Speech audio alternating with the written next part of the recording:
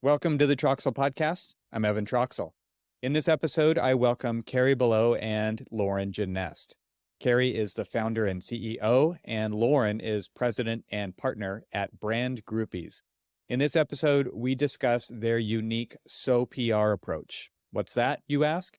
It's their branded approach that combines social media and PR to fuel brand recognition, storytelling, and personality-driven strategy in the AEC industry in a media landscape driven by social media, PR, brand recognition, and storytelling.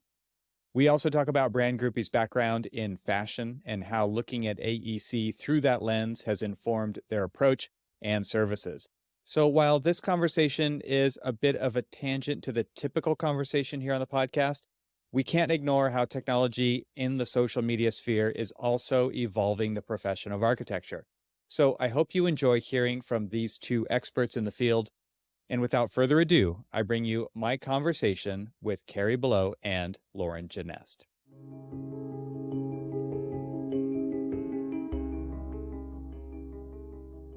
Carey and Lauren, welcome to the podcast. Great to have you today. Thank you, Evan. Thanks for having us. So we're going to talk about you today and Brand Groupies. And this is a bit of a departure maybe from the typical content on the show, but I have been branching out into a little bit of business of architecture content on here because there are things beyond technology that weave into how we get work done and how we attract new work even. And I think that's kind of where you guys come in. And so things have changed majorly in my career span in this space. And you guys have coined a term called, I don't know, how do you say it? What do you say? PR? Soper? PR. PR. I've got it. You nailed it. All right. So PR and social and marketing and PR and promotion. And you've coined this new term. And wow, architects, I think in general, kind of suck at this. And so I'll just say that in the beginning, which is promoting ourselves is typically, I think I could say it two different ways. We're not good at promoting ourselves in this. And so technology now plays a big part in this, which is everybody's connected. And there's algorithm-driven feeds out there where content shows up in my timeline and it's different than your timeline. But through our kind of extended networks, these things kind of, take on a life of their own. And there's not architects, there aren't engineers who are really leveraging this in any measurable way or meaningful way. Mm-hmm. And then there's the other side, which is when firms do post stuff, it's like, check out this award we won. And I don't think that they're really connecting with their audience because they're actually I think that's really inside the echo chamber of architecture AEC, which is like patting ourselves on the back so that others in the field will, see that. And so I get there's a little bit of value there, but I don't think there's a lot of value there. And there's a lot of awards to be won out there. There are tons and tons of awards. And so it's like, okay, and what is the true value of an architect? What is the true value of an engineer in the built environment? And how do we tell that story? So I think storytelling is the key thing that we should start off talking about today. But before we do that, Brand Groupies, can you I've already introduced you in the intro, but I would love to hear your version of it that's not written down and just give us kind of a backstory on how Brand Groupies became a thing and then what you do. Well, Brand Groupies was founded in 2015. And at the time, we were doing anything and everything, PR, social media, websites, for a range of different clients. And then it was in 2017 when we started working with Mancini Duffy and landed in architecture and design firm in New York City. So we started doing social media that led to PR, that led to personal branding for the president, that led to a podcast. And once we got a taste of the AEC industry, we said, this is awesome. We saw a gap. We came from the fashion industry, so we saw major opportunity in this industry. And so we really evolved Brand Groupies. And today we do social media, public relations, personal branding, and podcast management for commercial architecture firms, engineering firms, construction firms, design, and real estate. So we're all in. You're in the building industry. I We're think that's in. so interesting, from like allowing you to focus on the AEC landscape, but you're really focused only on that. And what's interesting to me is that you came from fashion.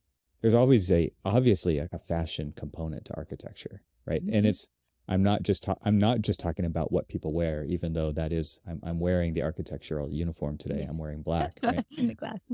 but the idea of fashion and architecture and aesthetics and emotions and mood and things like that, I think are all kind of wrapped up in why we do what we do, because these buildings, these landmarks, these libraries, these homes, like they make an indelible mark on people to be the people that they are in society. And so it's interesting to kind of hear how all that mixes together. So let's talk about this PR aspect of architecture and the idea of self-promotion and communicating value of architects. And I think like we'll keep trying to tie it back to tech, which I think is kind of it's just we take it for granted that we all have these devices on our desks and in our pockets that can enable us to do this. And yet there's still this chasm of information out there about architects. Like you have to go to a website, you have to look at all the projects and look at all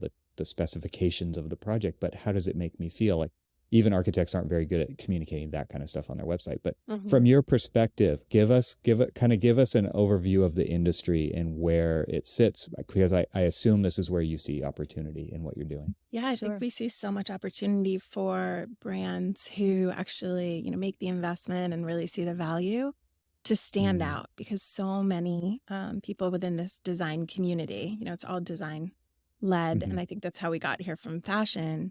I think that we really see such an opportunity for those who really, I think, sort of become the early adopters in this realm, because this isn't something that traditionally has been budgeted for in the AEC industry. There wasn't, we always say in the fashion industry, Carey would work at an agency, I'd work at an agency. One of us was going to get hired, but it wasn't a matter of if you would get hired. It was just which one were you going to select for PR, and then as the years went on, social media.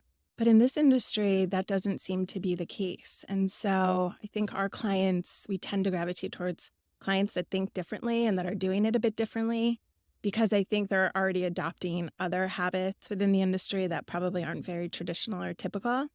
And that's how I think we become partners, because and then once they adopt our SoPR approach, we really sort of take an in-house approach. We have a handful of clients. The ultimate goal is to work across several different services with them. And then we really, once we get to know them well, they kind of let us run. They don't have people internally that can manage or kind of do our same skill set. So they're really kind of investing in this higher level design aesthetic that we can protect their brand. I do the PR, Carey does the social. So we always, we both came from PR background. And so I think making sure that you're taking a quality over quantity approach has always been sort of very at the forefront of our minds. And in the fashion industry, we were always several seasons ahead. So we were always looking to the future. What's next? What's coming up? Threads just launched the other day. Of course, Carey on Thursday was scrambling to get everybody on Threads. And so it's, we'll have to talk about that, but it's constantly just staying ahead of the curve. And I think you nailed it. Telling the stories from a PR perspective, and then Carey on social is so integral to what we do. Yes. And I think we're really people driven when it comes to our PR approach. And really kind of that came back to our fashion roots of dissecting the stories behind the brands. And then how can you make that connection with your audience? How can you bring that to life so that people want to work with you? People work with people, not necessarily brands. So that's kind of what you're buying into. Yeah. Right. Yeah. They say a brand is what other people think of you, what other people say about you, not what you say internally about yourself. Right. Yeah, and so how do you know what people are saying about you if you're not engaged in there's clients that are already paying you to do a thing that may say or may not say. They might openly talk to you about things you're excelling at and things you're deficient at. They might not be. They might be saying those in a private room. And so it's interesting to me how social enables anybody to say anything about. It's just open forum, right? Yeah, There's no, and in some way people feel a little bit of protection there. So they maybe say more than they should, or they, Yes. like, it's kind of like, well, I used to live in Southern California, right? And you sit in traffic and you see the road rage happen because it's safe to be in that car and I'm separate from everybody else. And that's kind of what's happened. We've seen play out in many instances on social media, but at the same time, you can also get really honest feedback.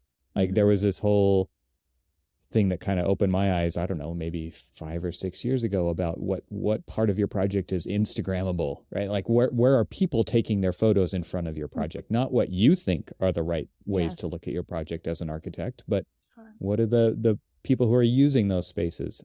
Where are they doing that? And I think that was just kind of an interesting shift in design mentality. It's like, I guess I should be thinking about that, or at least watching it play out to kind of understand what people are indirectly saying about your project, because they're taking their picture in front of it. They're not actually maybe even writing words about it. Yes. So give architects a grade. Where are we as a group in the social media space, as far as are we any good at this at all? I know we're at the lower end of the scale. I know. Well, it's, to Lauren's point about, the fashion and the high standards, we look back and, every touch point had to be on brand. We were trained in, 360-degree branding. So, everything was to evoke, emotion. So I think, when we entered into this industry, it was like, oh my gosh, everyone's so excited about a building evoking emotion and this and that. And even the technology, but it was like, oh my goodness, the PR and social was not in this, aligning. So we were shocked. When I first entered, I said, oh, these are architects, these are designers. They must be ahead of the trends, because look at how far along they are, in these buildings that will, last for centuries. And so it was a shocker. And then we realized that, people did start to catch up. But I think as far as a grade goes, it's, definitely not an A. Definitely. Although it's funny with the AEC, it's funny. We just had somebody on our podcast a few weeks ago, and she was in the C. And she said it's funny, the A usually adopts first, and then comes the E. The engineers do it, and the construction realm is usually last. So you're not last. No. In technology, I think I guess you could say it that way too, but I also see a lot of construction adoption of technology because time is money. They really understand delivering the real product to the people and handing over the keys and what it takes to get there, and all the gotchas that go in there, and looking actively for ways to solve for those issues that come up. And architects are like always, I think, later adopters when it comes to that stuff, not leaders for sure.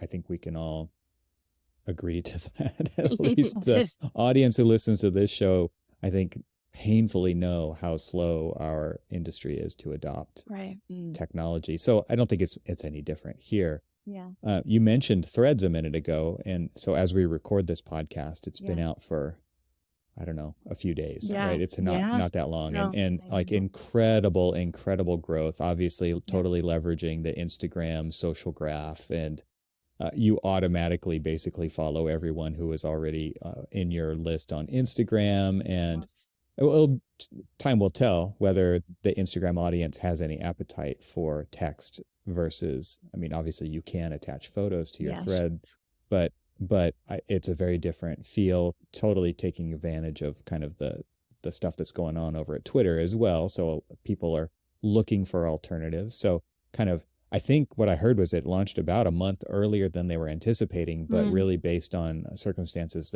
that Twitter was dealing with, and like, let's take advantage of this. Can we launch early? Yes, we can launch early. Let's do it. And then boom, everybody's on Threads, in air quotes. I don't know if everybody's on Threads, but tell us your experience with that and what you're telling your clients about Threads. Because social media management is like, really, one more thing? Yeah. Yeah. There's know. always room for I one more know. thing, right? Always. Ugh. Well, I think, when we say, we're ahead of the trends with technology and our clients, we have to stay ahead in every aspect. So, of course, we jumped on like, Thursday night late, we commiserating with all the social media managers who are just up to all hours and figuring it out. Like, oh my gosh, to access all your accounts, you have to log in. Log out, log back in, and just all those little intricacies to figure it out. And I think there's a lot of, social listening to happen. I definitely think it's great to jump in right away, but you also want to make sure that you have some sort of strategy and make sure that you're adding value and what you are posting is really in line with the app. You can't just repurpose from other apps. You have to reword things. You can repurpose, but of course every social app and platform has their own style and voice. So we've been definitely posting. We're definitely seeing what's out there. 50% is reading about it. People are already posting strategies, and you're like, how are you an expert in less than a week? Good guess. So I think it's being a little bit vulnerable, seeing what is out there and what makes sense for your brand, and if it doesn't make sense, we have to measure the ROI on it and really put together a strategy moving forward. But for now, it's actually been fun to play around with it and see what's working, what's not. So I wanted to, there's obviously a lot of desire for features to make it kind of feature parity with other social media apps out there, multi-account, swapping, and that doesn't exist. There's no metrics. There's a lot of things, but it's version 1. It's like early days of this. And like I just mentioned, I think they even released it a bit early just to get it out there and take advantage of the timing. And so therefore, I'm sure maybe even more was planned for the initial release, but it's not here yet. But I think what I've noticed that's interesting is there is this kind of sense from people that they are just feeling it out, and they're trying to get a sense for what you were just talking about, Carey, which is, what is this place for on social media? Because they're not all for the same thing. They don't have the same feel. They don't have the same people. People are coming from a different point of view. I think, especially with this one coming from Instagram for the most part, we're used to scrolling through pictures and feeds and reels and videos and things like that. This is a different experience. What are those people going to come here to do? Obviously, there's a big rush, and I think it'll taper off because people who don't care about text aren't going to hang around. But I'm just watching people feel it out and figure it out together. People are actively asking the question, what should I post here? What do you, as my audience, want to see from me here? Yes. And architects are doing that too.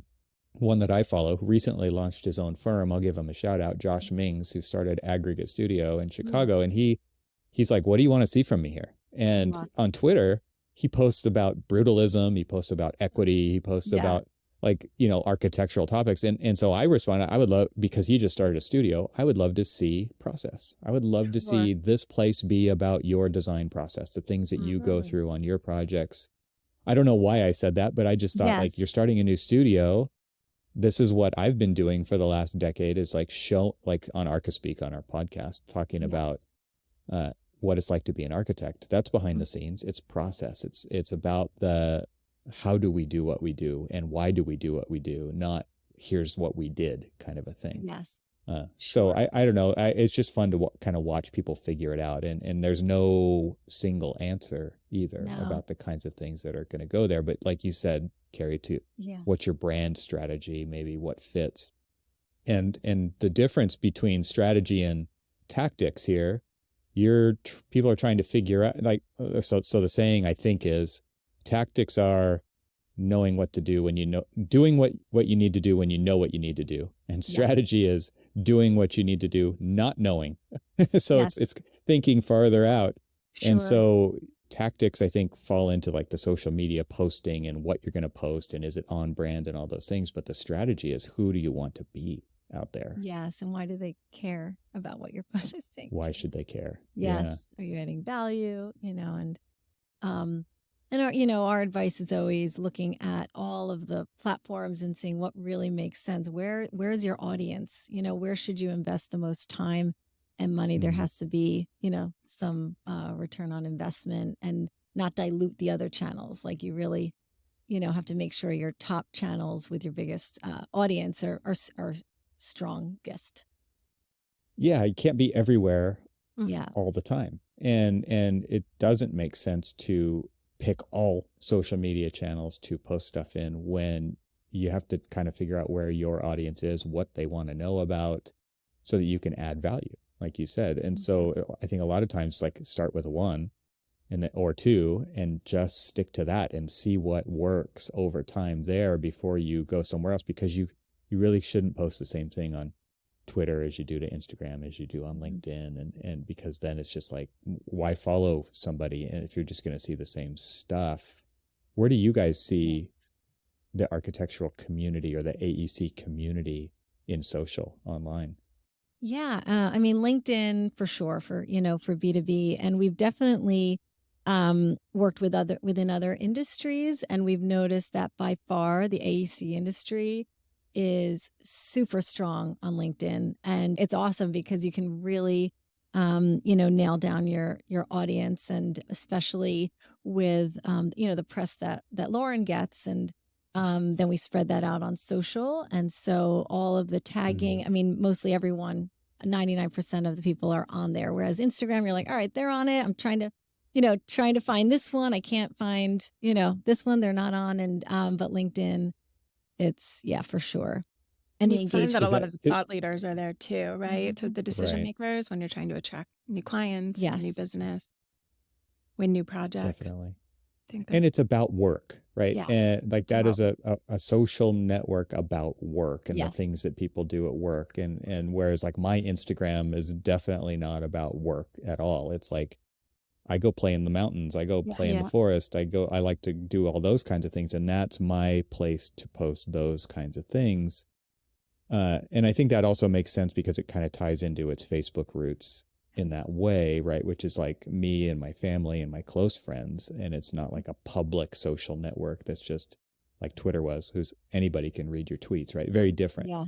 LinkedIn is I agree that it's where people hang out, but the engagement is super low, I think, compared to most other social networks, at least from my experience. And there's a lot of lurkers out there who might scroll through feeds, but they're not engaging very much. What is your experience with that? And maybe why? Why do you think it's like that?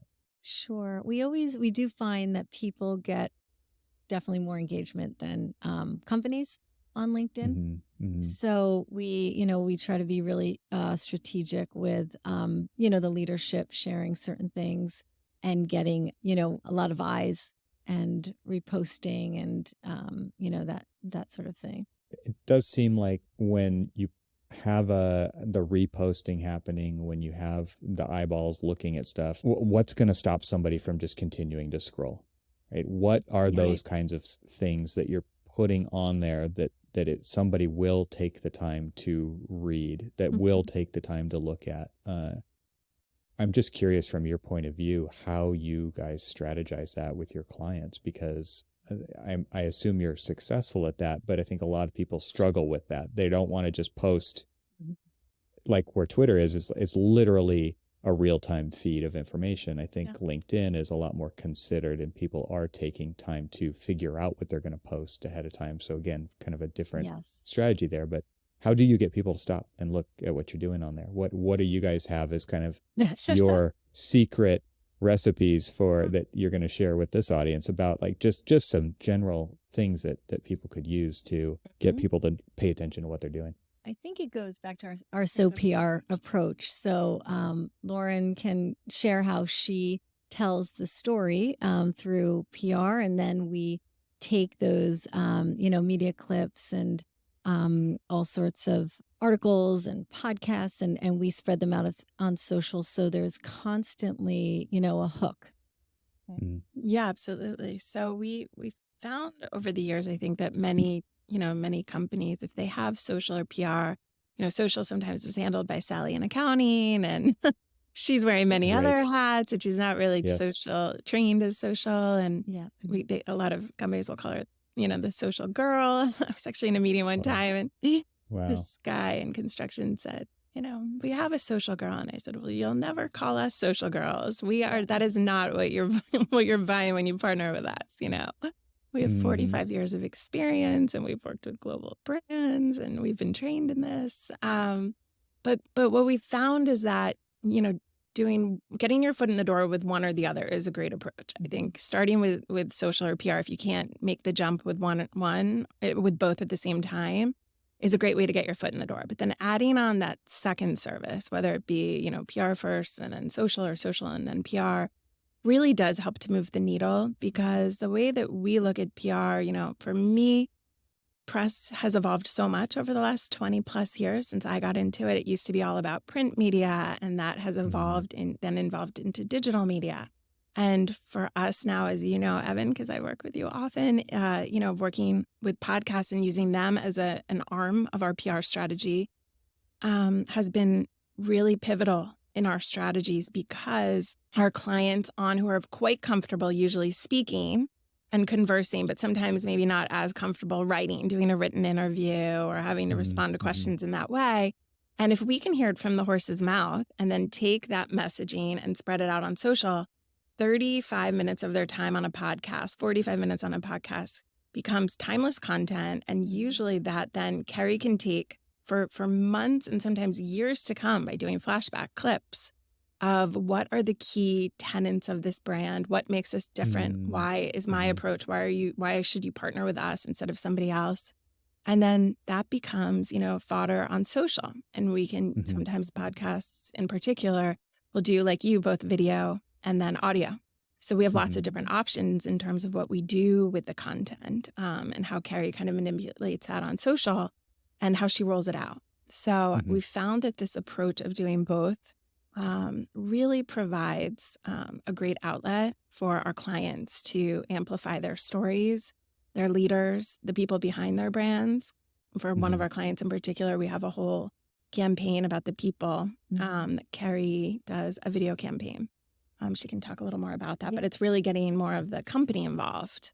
And every brand is different. So, what we rotate on social and what we prioritize on from a PR lens changes based on the company. So, one client, it's all about, tech and the company culture, and then the faces behind the brand and how are they moving the needle in this very traditional industry. And that's what we're constantly pulsing out. And it's a momentum game. It takes time to shift the needle, especially if you've been quiet for a bit, or maybe you've always been quiet. It's kind of like putting building blocks together, and you stack them up and you start to really see the traction. We started with one client almost a year ago, and I think at the time the company was 4 years old, and she just hit her 5-year anniversary. And we started with PR, and she added social in, and her results are off the charts now because we've consistently been building. And then either people reach out to her directly, or they reach out to me and say, hey, I saw her on this. Would she be open to doing X, Y, and Z? And you can see how the momentum really starts to build. And I think, our strategy is intentional too. We do a lot of work behind the scenes as groupies, and we, spend months coming up with brand pillars for each brand. So, you could also call it buckets of, content, but, the number one thing is the face of the brand, really identifying, which leader, which leaders, is it, the partner, the C-suite, who will we be promoting? And they each can talk to something different. They each have different angles. So we rotate, that one is, he's one, is the architect, the other is an entrepreneur, the other one is a mom. So there's all different angles we can approach. And then, the next pillar is the product and services. And we really are always evolving that. If our client is leaning more towards healthcare or hospitality, or all of a sudden, the industrial space took off, we're going to make sure that we prioritize, that content to keep it fresh in their feed. And then the other one's location, making sure that people know you work beyond the tri-state area, you're national, and continuing to do that. And when we say brand pillars, it's not like we just do, a quick one-liner. We'll do a video and we give of the employees, and we call it, we have a special series that's under a minute, and we'll give them talking points. Okay, I want you to drop the word national, we're a national firm. I want you to talk about healthcare because we're pushing that. So we organically really work to get that key messaging into all different, forms of media. And then our favorite pillar is the wow factor, the fourth pillar. Like, what sets them apart? Do they have a podcast? What are they doing outside of the office? Thinking about things that really make people stop and say, wow, and coming up with cool content. One of our clients, asks, what annoys you about architects? And that's a great question. We have timeless, content. And that's from the Anti-Architect. But how cool is that to put that out? And you have so many different answers from these industry icons, sharing what annoys them. So it's kind of cool in a way to, manipulate those quotes and things like that. But we constantly rotate it. So it's not project. It's, people, interview, podcast, wow factor. So that's kind of our approach. But there's a lot of work that goes into that behind the scenes. And those wow factors are great for the storytelling aspect too. We have a CEO who has multiple albums on Spotify. We have a CFO who's a best-selling author on Amazon, and she founded a school in Nigeria. We have another client that grew up in Alaska, and she played D1 soccer. So all those types of things, when we're humanizing these people to make them not just an architect or an engineer, when I'm telling their story for PR, I think those are the types of things within the first couple sentences of my pitch to somebody really make them more interesting. And real. I think real, that right? It's not just the polished version of them that's being put out. And perfect sentences put together.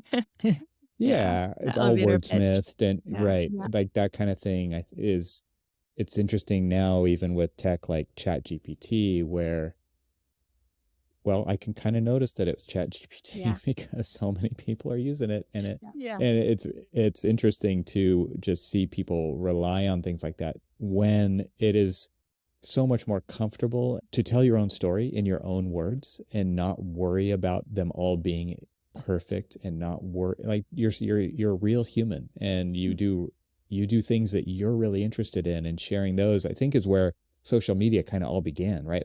There used to be a prompt on Twitter and on Facebook. It's like, what are you doing right now? It was something like that, right? That's not exactly it, but it was like, what are you up to? And so just to prompt you, because it was like, no, what are you up to right now and in the moment? And when you open up the app to use it, what are you doing and why? I think is really interesting. I want to talk about measurement. So you guys talk about measuring the ROI and things like that. And you have to build over time. You have to build momentum. You have to build the brand. You have to build the message. You have to build the story, and all these different buckets to that. But I think a lot of people also maybe get frustrated with a lack of being able to measure the response to that, because there's a huge number of people who won't hit the like button, who won't leave a comment, right? Okay, normal. So, but to recognize that there are people beyond the ones who are doing those things. Sure. But then I think what really matters in the whole measurement thing, because what I'm not interested in talking about is like, how many followers do you have, like the vanity metrics side of things. But I'm interested in what opportunities have you seen social and PR create for the people that are working with you? Because to me, they have decided, they've chosen themselves to say, I'm going to go out and do something beyond the normal way of addressing audience or getting the word out about what we do.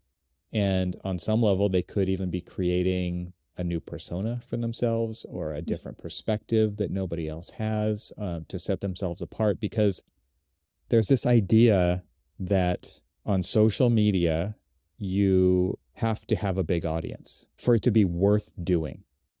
And audiences, like you just said, take time to build. You have to build the stuff, build over time. I'm just wondering, like, where where you guys see all that, and just take that and run with what I just spilled out onto the table here. What are you thinking about when I say all that stuff?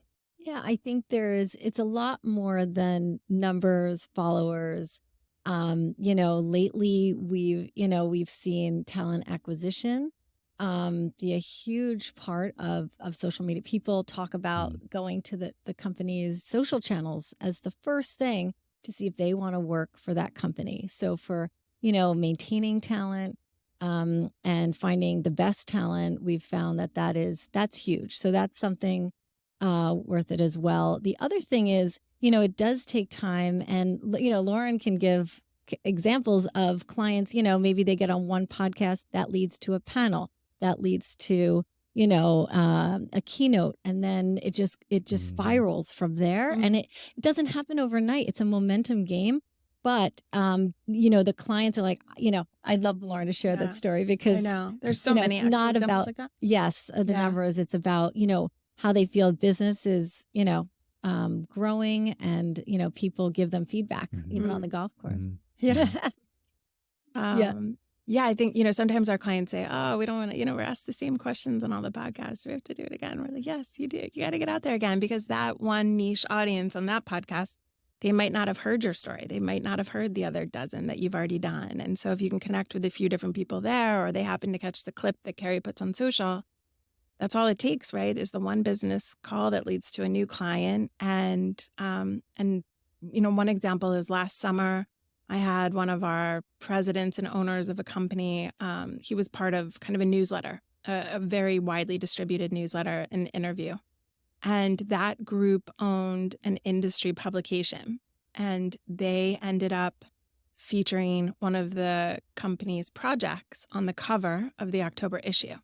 And then in the November issue, they interviewed the 3 people running the firm to talk about company culture. And then in February, they invited the CFO to be part of a female-driven symposium that they did in Texas. And this September, they do a much larger annual event for huge people in the industry. And they've tapped that same CFO to come in and be the opening keynote, actually, for the event.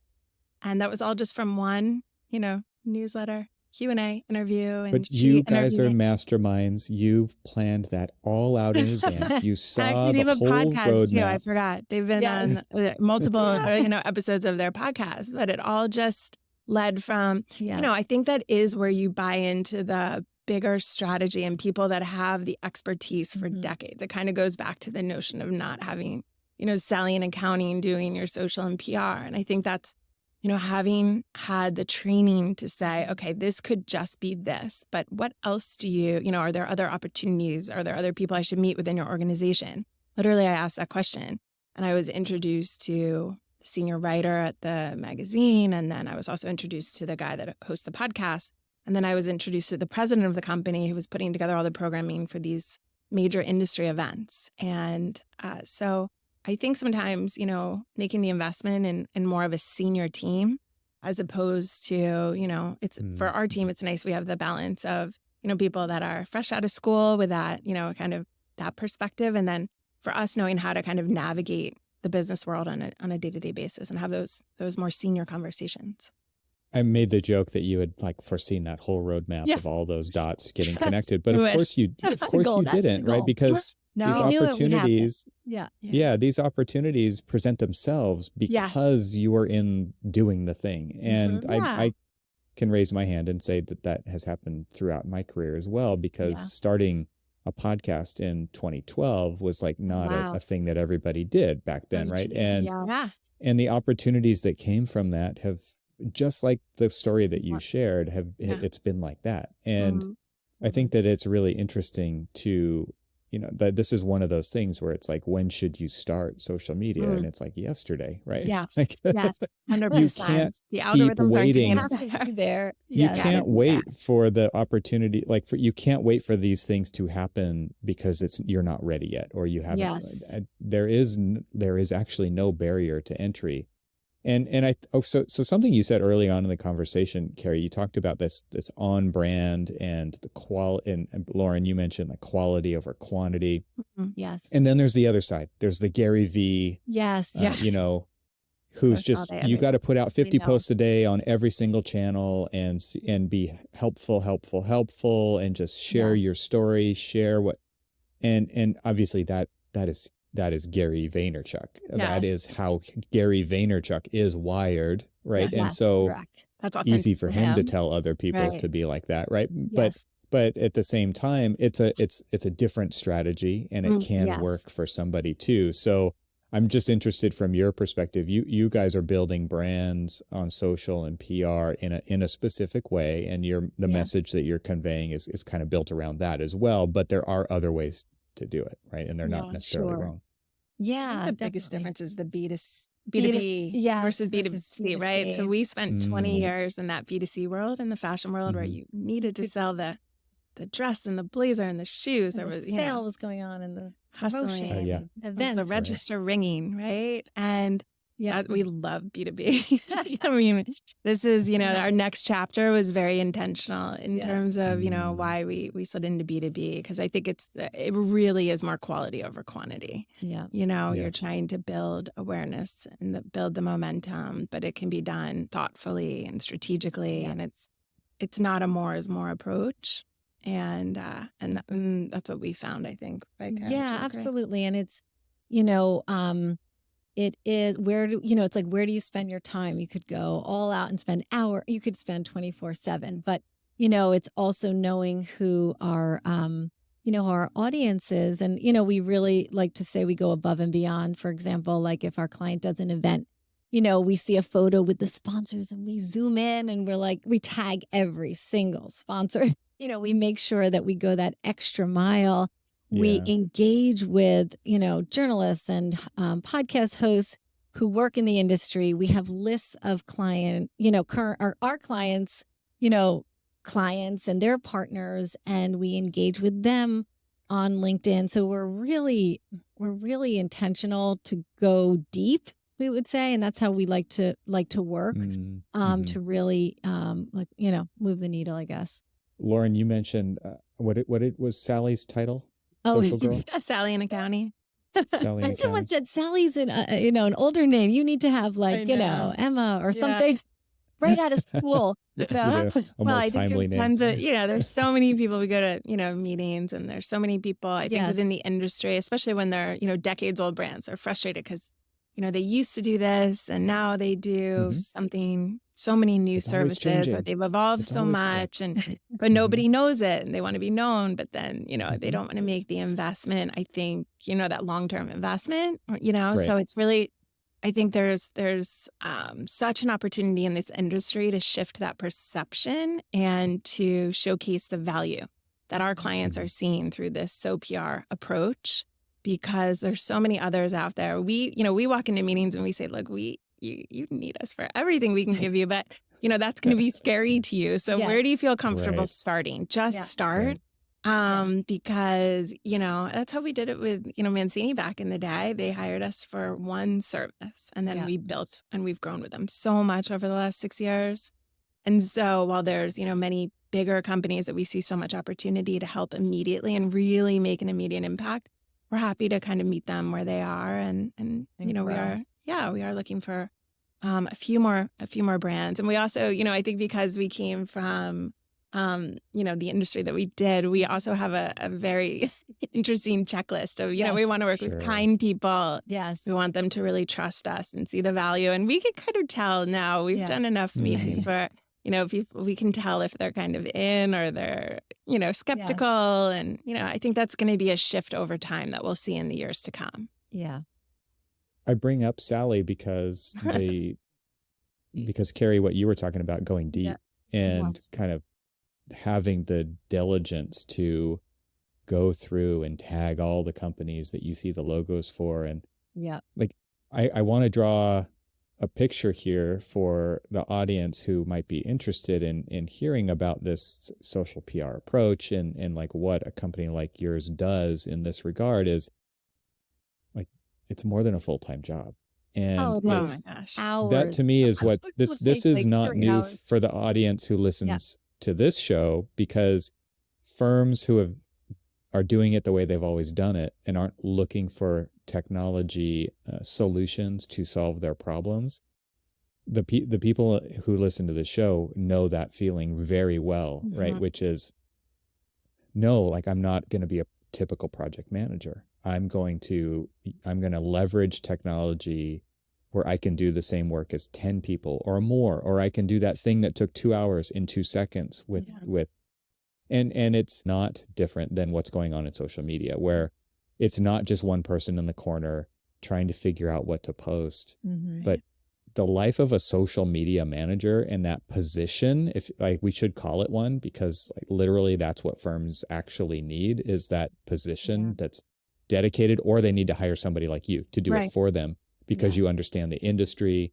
and you have that long history to be able to bring the wisdom to the table.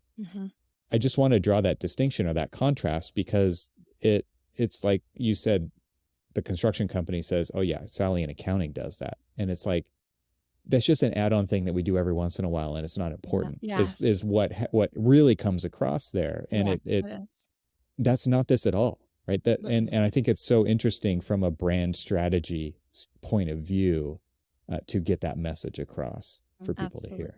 Yes. And now, as you see, it's growing. When Reels came about, it's like, okay, we need, a video producer. We need, we've hired copywriters before, and now, everything we do is in-house, but we do have our partners, and it's like where to, where to invest to keep the quality high. But it's like you really have to have that,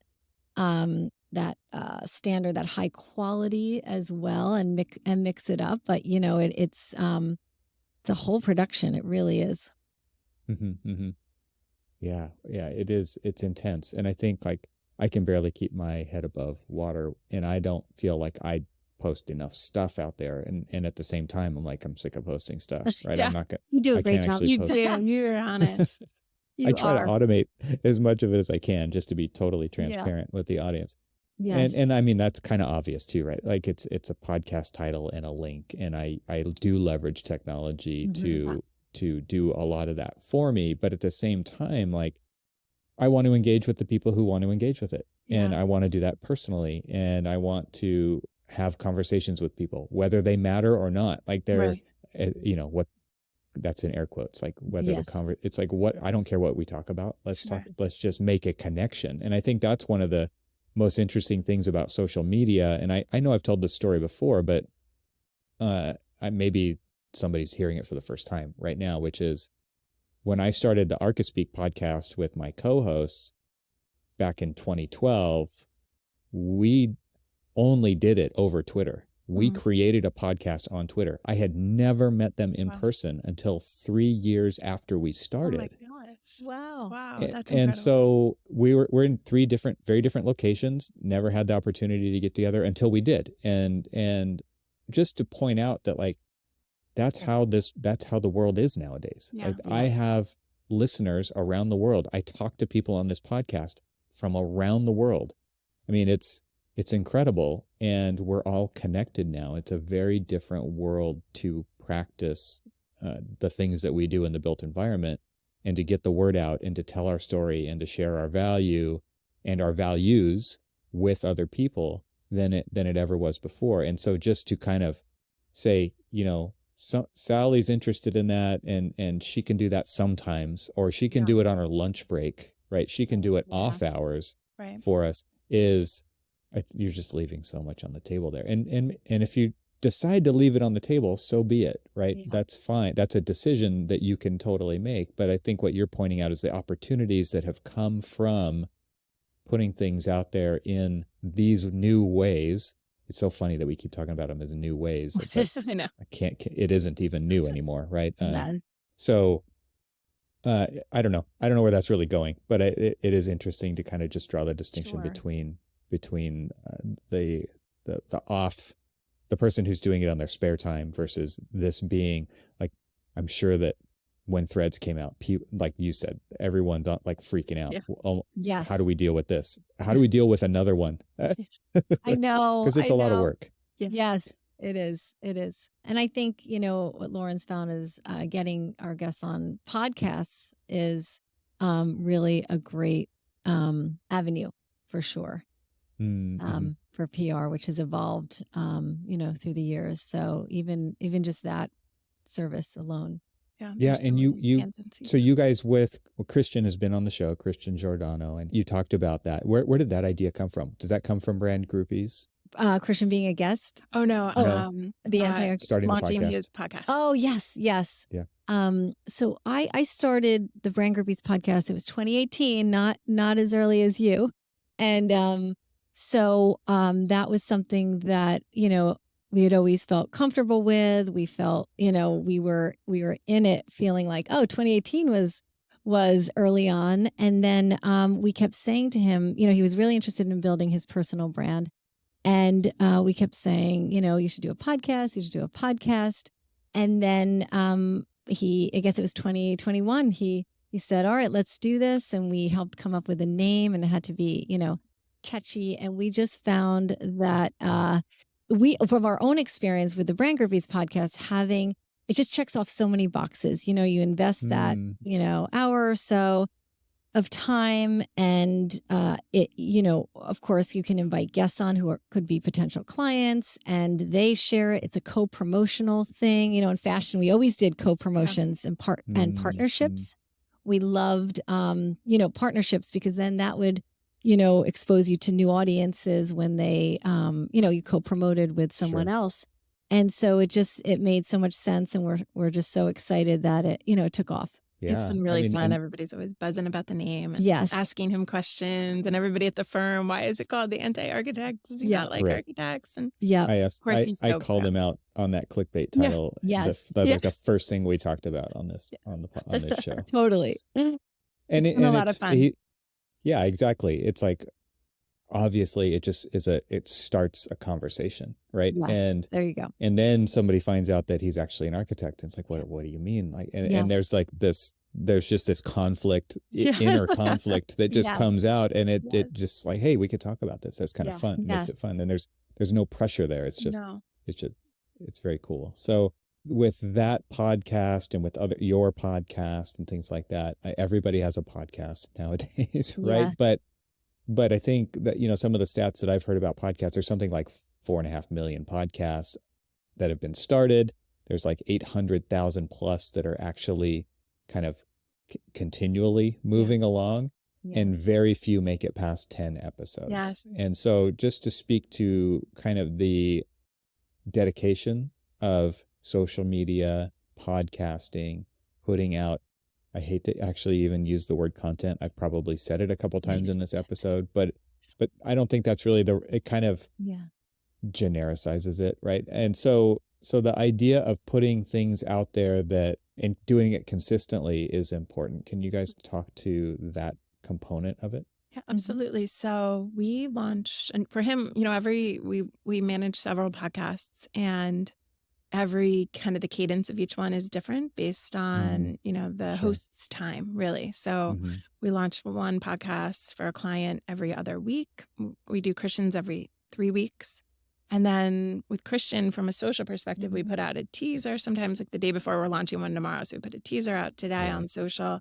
Tomorrow, the launch graphic will go up, and then we'll do 2 clips all in the next 3 weeks before we launch the next guest.